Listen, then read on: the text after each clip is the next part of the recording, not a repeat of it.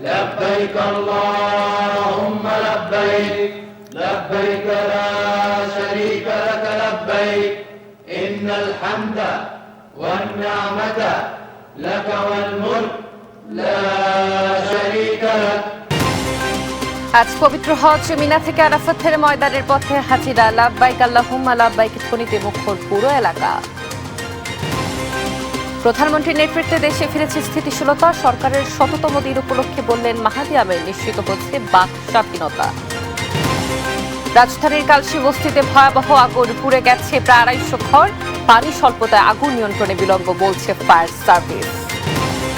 এই যাত্রায় সড়ক রেল লঞ্চে যাত্রীর চাপ, বাড়ির পথে ছুটছে মানুষ। টাঙ্গাইলে ট্রাক উল্টে ১৭ জন সহ ৮ জেলায় ৩২ জনের প্রাণহানি। হামে থামছে না শিশু মৃত্যু, ২৪ ঘন্টায় আরো ১৭ জনের মৃত্যু। নতুন শনাক্ত ১,২২৪ জন, আক্রান্ত ছড়ালো ৬৪,০০০। বাজেট বাস্তবায়নে বিদেশি ঋণের ফাঁদে পড়তে পারে সরকার, শঙ্কা অর্থনীতিবিদদের। সহজ শর্তে ঋণ ও অপ্রয়োজনীয় প্রকল্প এড়ানোর তাগিদ। এবং কোরবানি ঈদ ঘিরে কামারপাড়া চলছে শেষ মুহূর্তের ব্যস্ততা। মেরামত হচ্ছে পশু কাটার সরঞ্জাম, কামারদের মনে নেই ঈদ আনন্দ। দর্শক শুভ সকাল। সংবাদ সকালে শুনছিলেন সুপার বোর্ড সংবাদ শিরোনামগুলো। পুরো সংবাদ জুড়ে আপনাদের সঙ্গে থাকছে আমি অতসী সেন। এবারে পুরো খবর।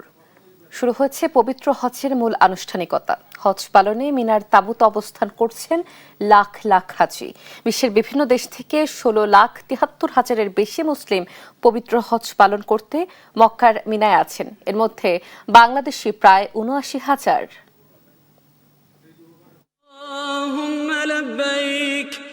লাব্বাইক আল্লাহুম্মা লাব্বাইক ধ্বনিতে আজ থেকে শুরু হয়েছে পবিত্র হজের আনুষ্ঠানিকতা। হজ পালনে রোববার রাতেই দলে দলে মিনায় পৌঁছেছেন হাজিরা। আজ সারাদিন ও রাত মিনার তাবাকালে হাজিরা রওনা হবেন আরাফার ময়দানের উদ্দেশ্যে। ইসলামের নিয়ম অনুযায়ী ৯ জিলহজ দিনের বেলা আরাফার ময়দানে অবস্থান করা হজের প্রধান ফরজ। সেখানেই সারাদিন ইবাদতের মধ্যে কাটাবেন হাজিরা। এরপর সূর্যাস্তের পর তারা চলে যাবেন মুজদালিফায়। রাতটি সেখানেই খোলা আকাশের নিচে যাপন করবেন তারা, এবং সেখান থেকেই হাজিরা শয়তানকে নিক্ষেপের জন্য পাথরও সংগ্রহ করবেন। ১০ জিলহজ পবিত্র ঈদুল আজহার দিন সকালে মুজদালিফা থেকে আবারও মিনায় ফিরবেন সবাই। এদিন মুসাফির হিসেবে হাজিরা ঈদের জামাত পরেন না। হজের দিন তারা বড় শয়তানকে ৭টি পাথর নিক্ষেপ করবেন এবং পশু কোরবানি দেবেন। এরপর মাথার চুল ফেলে দিয়ে হালাক হয়ে ইহরাম ত্যাগ করবেন। সবশেষ হারাম শরীফ তাওয়াফ করে মিনায় রাত্রি যাপন করবেন সব হাজি। ১১ জিলহজও মিনায় অবস্থান করে ছোট, মাঝারি ও বড় ৩ শয়তানকে পাথর মারবেন তারা। এরপর ১২ জিলহজ শেষবারের মতো ৩ শয়তানকে পাথর নিক্ষেপ করে সূর্যাস্তের পূর্বেই মিনা ত্যাগ করবেন সব হাজি। মিনায় লাখো হাজির আকুল আকুতি আর চোখের পানিতে আল্লাহর দরবারে মাগফিরাত কামনায় শেষ হবে হজের মূল আনুষ্ঠানিকতা। মিনা থেকে মক্কায় ফিরে বিদায় তাওয়াফের মাধ্যমেই শেষ হবে এ বছরের হজ কার্যক্রম। নিউজ ডেস্ক, দেশ টিভি। দর্শক, সৌদি আরব থেকে হজের সবশেষ খবর জানাচ্ছেন আমাদের সহকর্মী রফিক চৌধুরী। লাব্বাইক আল্লাহুম্মা লাব্বাইক লাব্বাইক লা শারীকা লাকা লাব্বাইক ইন্নাল হামদা ওয়ান নি'মাতা লাকা ওয়াল মুলক লা শারীকা লাকা। আজ ৯ জিলহজ, ঐতিহাসিক আরাফাত দিবস। এই ঐতিহাসিক আরাফাত দিবসে ভোর থেকেই হাজিরা আরাফাতের দিকে আসা শুরু করেছেন। এটি হচ্ছে আরাফাত দিবস, হচ্ছে বিশ্ব মুসলিমের একটি মিলনস্থল। এই আরাফাত দিবসে দোয়া কবুলের দিন। আপনারা জানেন যে গতকাল ছিল ৮ জিলহজ। মিনায় অবস্থানের পর সকাল থেকেই এই আরাফাতের দিকে রওনা দিয়েছেন এই ১৫ লক্ষ হাজি। আপনারা জানেন এই আরাফাত ময়দান হচ্ছে দোয়া কবুলের একটি ময়দান। আরাফাত দিবস, এই দিবসে খুতবা দিবেন আব্দুর রহমান আল হুযাইফি, এবং তার সাথে সাথে এটি বাংলায় সহ ৫০টি ভাষায় অনুবাদ হবে। ইসলামের যে ৫টি স্তম্ভ তার মধ্যে এটি একটি। আর আপনারা জানেন বৈশ্বিক যুদ্ধর কারণে এখানে কিন্তু মক্কা, মদিনা, ইসলামী তীর্থস্থানগুলোতে বিভিন্ন এখানে এই ক্ষেপণাস্ত্র বিধ্বংসী রাডার রাখা হয়েছে, বিভিন্ন স্বয়ংসম্পূর্ণ এখানে নিরাপত্তা, নিশ্চিদ্র নিরাপত্তা রেখেছে আকাশপথ এবং স্থলপথ। বিশেষ করে এখানে আবহাওয়া অফিস থেকে বলা হয়েছে যে এবারের হজের মধ্যে একটু হিট স্ট্রোকের সম্ভাবনা রয়েছে। 48 ডিগ্রি সেলসিয়াসে এটি যেতে পারে তাপমাত্রা। মুসলিম উম্মার এই মিলন মেলায় লাব্বাইক আল্লাহুম্মা লাব্বাইক, লাব্বাইক আলা শারীকা লাকা লাব্বাইক, ইন্নাল হামদা ওয়ান নিয়ামাতা লাকা ওয়াল মুলকু, এই ধ্বনিতে মুখরিত পুরো আরাফাত ময়দান। এখানে আরেকটা কথা জানিয়ে রাখছি আপনাদের, বিশেষ করে যে এই গরমের মধ্যে যে শীতল ফোয়ারা স্থাপন করেছে সৌদি সরকার, তার সাথে সাথে রয়েছে আপনার ঠান্ডা পানীয় এবং ফুল সংখ্যক যে বিভিন্ন দাতা সংস্থা এখানে আপনার যেটা বলা হয় বিভিন্ন খাদ্য সামগ্রী বিতরণ করছে। এটি কিন্তু সৌদিরা সবসময় করে বেসরকারিভাবে। এই সৌদি এই হাজিদের মেহমানদারির ক্ষেত্রে এরা কিন্তু খুবই আন্তরিক। তার সাথে সাথে এখানে অন্যান্য সংস্থাগুলো বিনামূল্যে পানি বিতরণ, খাদ্য বিতরণ করতেছে। আর বিশেষ করে এখানে মেডিকেল টিম, অ্যাম্বুলেন্স সহ সব রকমের প্রস্তুতি রয়েছে, যে কোনো অপ্রীতিকর ঘটনা যেন সামাল দিতে পারে। দর্শক, সৌদি আরব থেকে যুক্ত হয়ে হজের সবশেষ খবর জানাচ্ছিলেন আমাদের সহকর্মী রফিক চৌধুরী। সরকারের প্রথম 100 দিনেই মানুষের জীবন মানে ইতিবাচক পরিবর্তনের সূচনা হচ্ছে, অর্থনীতিতে ফিরেছে স্থিতিশীলতা, বললেন প্রধানমন্ত্রীর কার্যালয়ের মুখপাত্র মাহাদি আমিন। প্রধানমন্ত্রী তারেক রহমানের সরকারের 100তম দিন পূর্তি উপলক্ষে সোমবার সংবাদ সম্মেলনে তিনি বলেন, সরকার জনগণের বাক স্বাধীনতা নিশ্চিত করেছে। আর প্রধানমন্ত্রীর অতিরিক্ত প্রেস সচিব আতিকুর রহমান রুমান জানান, মত প্রকাশের দোহাই দিয়ে প্রধানমন্ত্রীর সমালোচনার নামে চরিত্র হরণ করছে একটি গোষ্ঠী। আইনের শাসন প্রতিষ্ঠায় সরকার কঠোর অবস্থানে বলেও জানান তারা। ত্রয়োদশ জাতীয় সংসদ নির্বাচনে নিরঙ্কুশ সংখ্যাগরিষ্ঠতা নিয়ে প্রধানমন্ত্রী তারেক রহমানের নেতৃত্বে সরকার গঠন করে বিএনপি। বৃহস্পতিবার 100তম দিন পূর্ণ হচ্ছে এ সরকারের। এ উপলক্ষে সোমবার বিকালে রাজধানীর তেজগাঁয়ে প্রধানমন্ত্রীর কার্যালয়ে বিএনপি সরকারের 100 দিনের অর্জন ও পদক্ষেপ সংবাদ সম্মেলনের মাধ্যমে তুলে ধরে প্রধানমন্ত্রীর কার্যালয়। মত প্রকাশের স্বাধীনতা কি ব্যক্তি আক্রমণ করা, মানুষের চরিত্র হনন করা, এগুলো স্বাধীনতা নয়, এগুলো হলো অপরাধ। লিখিত বক্তব্যে কার্যালয়ের মুখপাত্র মাহাদি আমিন বলেন, প্রথম দিন থেকেই নির্বাচনী ইশতেহারের অঙ্গীকার পূরণে কাজ করে যাচ্ছে সরকার। জানান, ফ্যামিলি কার্ড, কৃষক কার্ড, খাল খনন সহ নানা পদক্ষেপ এখন দৃশ্যমান। দায়িত্ব গ্রহণের প্রথম মাসেই সরকার ফ্যামিলি কার্ড চালুর মাধ্যমে নারী কেন্দ্রিক একটি সামাজিক নিরাপত্তা কার্যক্রমকে আরও শক্তিশালী করার অভিপ্রায় গ্রহণ করেছে। এছাড়া জনদুর্ভোগ লাঘব করবার জন্য প্রিপেইড বিদ্যুৎ মিটারের অতিরিক্ত মাসিক চার্জ প্রত্যাহার করে সাধারণ মানুষের আর্থিক স্বস্তি নিশ্চিত করা হয়েছে। কৃষি ও গ্রামীণ অর্থনীতিকে আরও শক্তিশালী করতে যারা ক্ষুদ্র কৃষক তাদের জন্য 10,000 টাকা পর্যন্ত কৃষি ঋণ সুদসহ সম্পূর্ণ মওকুফ করা হয়েছে। সরকারের অর্জন তুলে ধরার পাশাপাশি আগামী দিনের পথরেখাও তুলে ধরা হয় সংবাদ সম্মেলনে। মাহাদি আমিন জানান, হযরত শাহজালাল আন্তর্জাতিক বিমানবন্দরের 3rd টার্মিনাল চালু, বন্ধ কারখানা চালুর জন্য 60,000 কোটি টাকার বিশেষ তহবিল গঠন করা হয়েছে। দেশের বাণিজ্য ও যোগাযোগ ব্যবস্থায় নতুন গতি আনতে টেকনাফ থেকে তেঁতুলিয়া পর্যন্ত ইকোনমিক করিডোর বাস্তবায়নের যে প্রক্রিয়া এবং প্রস্তুতি সেটি ইতিমধ্যে শুরু হয়েছে। বিদেশি উচ্চশিক্ষার জন্য ব্যাংক গ্যারান্টি সুবিধা সম্প্রসারণ করা হয়েছে 10 লক্ষ টাকা পর্যন্ত। বিএনপি সরকার জনগণের বাক স্বাধীনতা নিশ্চিত করেছে বলেন প্রধানমন্ত্রীর উপদেষ্টা। একটি স্বচ্ছ এবং জবাবদিহিমূলক রাষ্ট্র ব্যবস্থার অংশ হিসেবে জনগণের অধিকার এবং স্বাধীনতা যদি আমাদের সুরক্ষিত রাখতে হয়, সেটি যেমন শারীরিকভাবে প্রয়োজন, সেটি যেমন বাস্তব জীবনে প্রয়োজন, সাইবার স্পেসে বা অনলাইনেও কিন্তু সরকারের দায়িত্ব প্রত্যেককে সুরক্ষা দেওয়া, এবং সেটি নিয়ে আমরা কাজ করছি। এবং ইনশাল্লাহ সামনের দিনগুলোতে আমরা দেখব যতটা সম্ভব কিভাবে প্রতিটি মানুষের মর্যাদা সম্মানকে অক্ষুণ্ণ রাখা যায়, কিভাবে যারা এ ধরনের বিভিন্ন ধরনের অপপ্রচার এবং চরিত্র হননে লিপ্ত তাদেরকে কিভাবে বাক স্বাধীনতা হরণ করা যেভাবে তারা করছেন সেখান থেকে একটা প্রক্রিয়ার ভেতর আনা যায়, সেগুলো নিয়ে হয়তো সামনের দিনগুলোতে কাজ করা হবে। বিগত 17 বছরে ধ্বংস হওয়া দেশের বিচার ব্যবস্থাকে ঠিক করার পাশাপাশি আইন শৃঙ্খলা পরিস্থিতি স্বাভাবিক রাখতে কাজ চলছে বলেও জানান প্রধানমন্ত্রী কার্যালয়ের মুখপাত্র। প্রতিটি ক্ষেত্রেই অপরাধী যারা আছেন তাদেরকে অবশ্যই শাস্তির আওতায় আনানো হচ্ছে। এক্ষেত্রে সরকারের অবস্থান কঠোরতম, সরকার আইনের সর্বোচ্চ প্রয়োগের মাধ্যমে দ্রুততম সময়ে অবশ্যই ন্যায় বিচার প্রতিষ্ঠা করবে। ফররুখ বাবু, দেশ টিভি, ঢাকা। নৈরাজ্য সৃষ্টির অপচেষ্টা চালাচ্ছে। সরকারি ছুটি শুরু হয়, রাজধানী থেকে বাড়ির পানে ছুটছে মানুষ। বাস, ট্রেন, লঞ্চে ছিল ঘরমুখো মানুষের উপচে পড়া ভিড়। উত্তরবঙ্গগামী কিছু ট্রেনের শিডিউল বিপর্যয়ে যাত্রীদের পড়তে হয় ভোগান্তিতে। এদিকে সদরঘাট লঞ্চ টার্মিনাল পরিদর্শন করে নৌ পরিবহন প্রতিমন্ত্রী হুঁশিয়ারি দিয়েছেন, অতিরিক্ত ভাড়া নিলে কাউকে ছাড় দেওয়া হবে না। অঙ্কন চৌধুরীর রিপোর্ট। নারীর টানে বাড়ির পানে ছুটছে মানুষ। সরকারি ছুটি শুরু হতেই চিরচেনা ঢাকা ছাড়তে শুরু করেছে লাখো মানুষ। সকাল থেকে কমলাপুর রেলওয়ে স্টেশনে তিল ধারণের ঠাঁই নেই। প্ল্যাটফর্ম থেকে শুরু করে কাউন্টার সবখানেই শুধু ঘরমুখো মানুষের অপেক্ষা। তবে ঈদযাত্রার তৃতীয় দিনের উত্তরবঙ্গগামী কিছু ট্রেনের শিডিউল বিপর্যয়ের কারণে বিপাকে পড়তে হয় যাত্রীদের। ঘণ্টার পর ঘণ্টা স্টেশনে অপেক্ষা করতে হয়। নারী ও শিশুদের ভোগান্তি ছিল সবচেয়ে বেশি। সব কষ্টকে পাশ কাটিয়ে তাদের কণ্ঠে ছিল অবশ্য বাড়ি ফেরার আনন্দ। শুধু রেল স্টেশনই নয়, রাজধানীর বাস কাউন্টারগুলোতেও দেখা গেছে যাত্রীদের উপস্থিতি। তবে ট্রেনের তুলনায় বাস কাউন্টারগুলোতে ভিড় ছিল কিছুটা কম। আমরা সিসি ক্যামেরা লাগিয়ে সেখানে যাতে আইন শৃঙ্খলার কোনো ব্যত্যয় না ঘটে সেই ব্যবস্থা আমরা করেছি। এদিকে নৌপথের সার্বিক পরিস্থিতি দেখতে সোমবার সন্ধ্যায় সদরঘাট লঞ্চ টার্মিনাল পরিদর্শনে যান নৌ পরিবহন প্রতিমন্ত্রী রাজীব আহসান।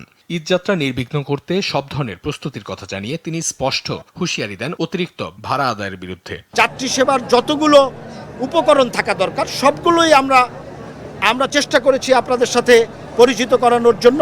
প্রত্যেকটা জিনিস ফাংশন করছে। তারপরেও যদি আপনাদের কোনো নতুন চিন্তা থাকে বা যাত্রী ভাই বোনদের আমাদের প্রতি কোনো পরামর্শ থাকে, তারা অবশ্যই আমাদেরকে বলবেন, আপনারাও বলবেন। ভবিষ্যতে আমরা সেটি নতুনভাবে আবার ইন্ট্রোডিউস করার চেষ্টা করব। সব বাধা আর ভোগান্তি পেরিয়ে প্রিয়জনের সাথে ঈদের আনন্দ ভাগাভাগি করতে নিরাপদে ঘরে ফিরবে মানুষ, এমনটাই প্রত্যাশা সবার।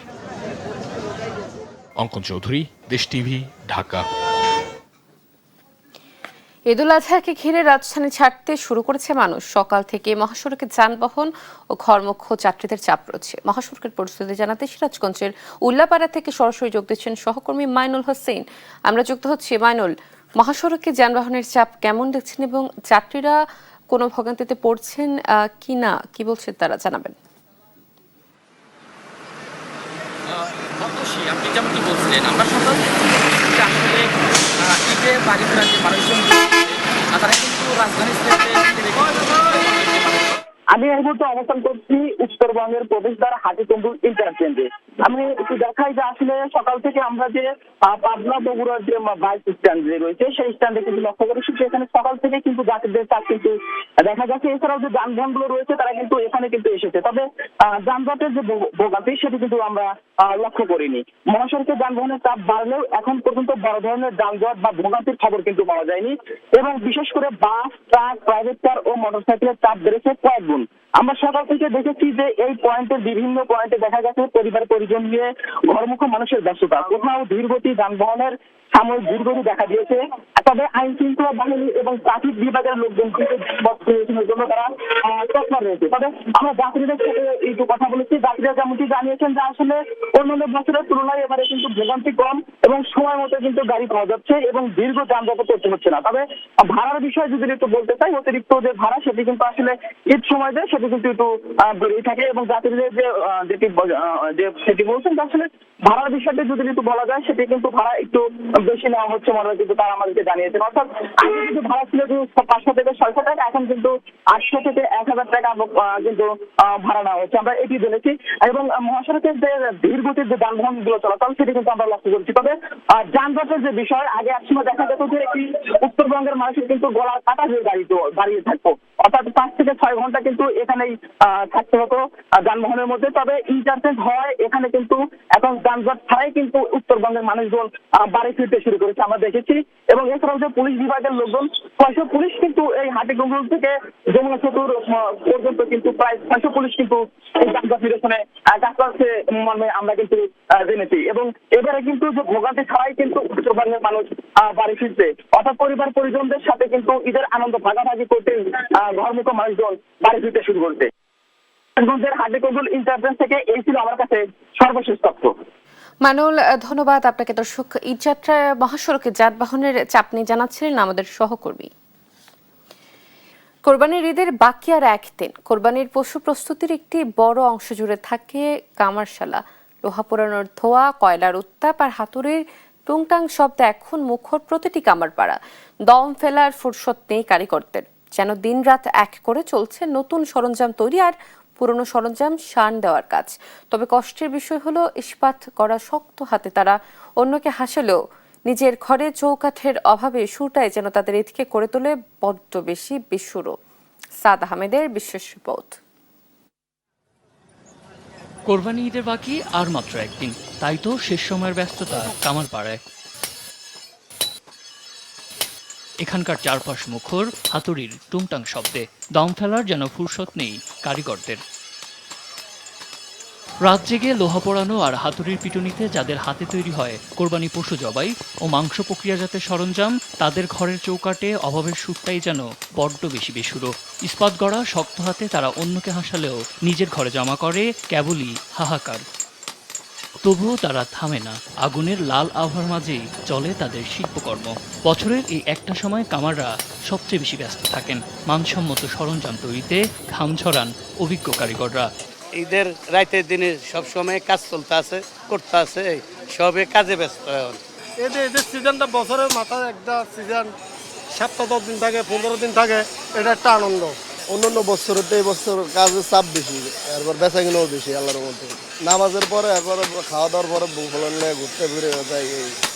শুধু লোহা পোড়ানোই নয়, নতুন সরঞ্জাম কেনার পাশাপাশি পুরনো সরঞ্জাম শান দেওয়ার জন্য ভিড় জমাচ্ছেন ক্রেতারা। অনেকে আবার শখের বশে কিনছেন উন্নত মানের চাপাতি বা বড় ছুরি। মার্কেটে আসলে বোঝা যায় না, ঈদের আমেজ মোটামুটি আলহামদুলিল্লাহ ভালো। গতবারও 800 করে নিয়েছিল, একই দাম আছে, দাম বাড়িনি। যার কাছে যা বিক্রি করে নিতে পারে আর কি। কামারদের এই পরিশ্রম আর নিপুণতায় জমে উঠুক এবারের কোরবানি, এমনটাই প্রত্যাশা সবার। সাদ আহমেদ, দেশ টিভি, ঢাকা। দেশে ভয়াবহ রূপ নিয়েছে হাম। 24 ঘন্টা আরও 17 শিশুর মৃত্যুর পর চলতি বছরের 15 মার্চ থেকে পর্যন্ত মৃতের সংখ্যা দাঁড়িয়েছে 545 জনে। স্বাস্থ্য অধিদপ্তরের তথ্য মতে নতুন শনাক্ত 1224 জন। এ নিয়ে আক্রান্তের সংখ্যা ছাড়িয়েছে 64,000-এ। রাতে ঘুমাইতে পারি না, সারা রাত জেগে থাকি যে না জানি কখন শ্বাসকষ্ট বেড়ে যায়, না জানি কি হয়ে যায় বাবু। অবুঝ সন্তানের এমন কষ্ট আর মায়ের বুক ফাটা হাহাকারই এখন দেশের হাসপাতালগুলোর চেনা চিত্র। হামের সংক্রমণে হাসপাতালের বিছানায় ছটফট করছে 5 মাস বয়সী এ শিশু। এটি কেবলই একজন মায়ের চিত্র নয়, হামের প্রাদুর্ভাব ও জটিলতা বেড়ে যাওয়ায় সারা দেশে এমন দিশেহারা হাজারো অভিভাবক। সরকারি হিসাবেই এখন পর্যন্ত মৃতের সংখ্যা ছাড়িয়েছে 545 জনে, যার বড় অংশই 5 বছরের কম বয়সী শিশু। টিকাদান কর্মসূচি 1.5 মাস চললেও আক্রান্তের হার কমছেই না। ফুসফুসে ইনফেকশন দেখাতেছে, এখন এটা ট্রিটমেন্ট করবে, ইনশাল্লাহ ওনার বলছে ভালো হয়ে যাবে। বিগত বছরে তার হামের ট্রিটমেন্ট হয় নাই ভালো। 2 হাত পা ওর মনে হয় 10-20 বারের মতো সুই ঢুকাইছে, পারেই না ওনারা। আইসিইউতে নিয়ে ক্যানোলা বসাইছে। ঢাকা এবং এর আশেপাশের এলাকায় প্রতিদিনই হাসপাতালে ভিড় করছেন রোগীর স্বজনরা। একদিকে বেসরকারি হাসপাতালের বাড়তি খরচ, অন্যদিকে সরকারি হাসপাতালে শয্যা সংকট। প্রাইভেট হাসপাতাল ঘুরে চিকিৎসা করাতে না পেরে শেষমেশ ভরসা সরকারি হাসপাতাল। মাতোয়াল মেডিকেল নিয়েছিলাম, ওখানে বেড খালি ছিল না, তো আমাদেরকে ওখান থেকে পাঠিয়ে দিয়েছে, বলছে ডিএনসিসিতে আসার জন্য। ডিএনসিসিতে যখন আসছি বাচ্চার হাম ছিল, প্রাইভেট হসপিটালে গিয়েছিলাম, ওই জায়গায় মানে হামের কোনো চিকিৎসা হয় না, ওরকমভাবে চিকিৎসা হয় না, খালি স্যালাইন দিয়ে রাখে করে পরে ওদিক থেকে এদিকে আয়া পড়ছি। আমরা অনেক রিকোয়েস্ট করে পরে অনেক করে পরে এখানে ঢুকছি। এবছর বিশ্বে সবচেয়ে বেশি হামে মারা গেছে বাংলাদেশে। স্বাস্থ্য অধিদপ্তরের তথ্য মতে নতুন শনাক্ত 1224 জন শিশু। গেল প্রায় 2.5 মাসেই হামের প্রাদুর্ভাব ও উপসর্গ নিয়ে সারা দেশে এ নিয়ে আক্রান্তের সংখ্যা ছাড়িয়েছে 64,000-এর উপর। তন্দ্রা তারুণ্য, দেশ টিভি, ঢাকা। এবার 2026-27 অর্থ বছরের বাজেট বিশ্লেষণ। 2026-27 অর্থ বছরের বাজেট ঘিরে বিদেশি উন্নয়ন সহযোগী সংস্থাগুলোর শর্তে ঘেরা চাপ স্পষ্ট। ভঙ্গুর অর্থনৈতিক পরিস্থিতি উত্তরণে আগামী বাজেটে এসব সংস্থা থেকে 1,10,000 কোটি টাকা ঋণ নিতে যাচ্ছে সরকার। এমন বাস্তবতা অর্থনীতিবিদরা বলছেন, ঋণ পরিশোধের সক্ষমতার তুলনায় অতিমাত্রায় বিদেশি ঋণ নেওয়ার প্রবণতায় ঋণের ফাঁদে পড়তে পারে সরকার। তাই সহজ শর্তে ঋণ নেওয়া সহ অপ্রয়োজনীয় প্রকল্প না নেয়ার তাগিদ তাদের। আরাফাত ইসলামের রিপোর্ট।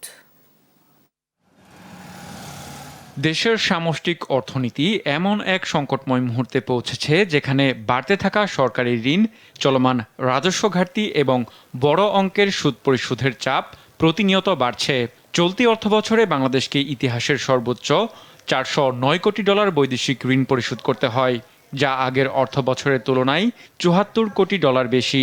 এমন বাস্তবতায় বড় অঙ্কের বিদেশি ঋণ নিয়ে নতুন অর্থ বছরের বাজেট ঘোষণা করতে যাচ্ছে সরকার। খসড়া প্রস্তাবনা অনুযায়ী আগামী অর্থবছরের বার্ষিক উন্নয়ন কর্মসূচি এডিপির জন্য বিদেশি উৎস থেকে 1,10,000 কোটি টাকা ঋণ নেওয়া হচ্ছে, যা চলতি অর্থবছরের সংশোধিত এডিপিতে থাকা বিদেশি ঋণ বাবদ বরাদ্দের চেয়ে 38,000 কোটি টাকা বেশি। কিন্তু এমন পরিকল্পনার মধ্যেই দ্রুত বাড়ছে পূর্ণ ঋণ পরিশোধের চাপ। ইআরডির তথ্য বলছে আগামী 5 বছরে বৈদেশিক ঋণ পরিশোধ করতে হবে প্রায় $26 বিলিয়ন। এর মধ্যে $18.38 বিলিয়ন আসল এবং প্রায় $7.6 বিলিয়ন সুদ। শুধু 2029-30 অর্থ বছরেই পরিশোধ করতে হবে $5.5 বিলিয়ন। ফিরিয়ে আনা এখন অনেক ধরনের চাপ আসছে।